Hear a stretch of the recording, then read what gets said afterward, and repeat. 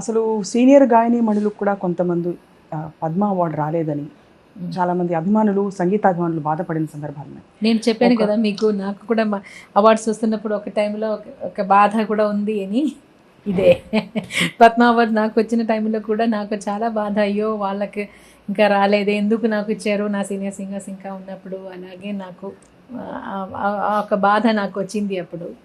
Short span of టైంలో గొప్ప hits ఇచ్చారు. So who do you dedicate this award to, Padma award? All my senior singers and my guru and all the music directors who made me sing this much of songs. ఇంత బిజీగా సింగింగ్లో settle అయిన మీరు ఇంటి పట్ల మీకు time dedicate చేయడానికి, devout చేయడానికి time ఉంటుందా? వంట చేస్తారా ఇంట్లో? ఓలన్ కాలన్ అవి అన్ని బుక్ చూసి చేస్తాను, అయితే మంచి టేస్టే ఉండదు.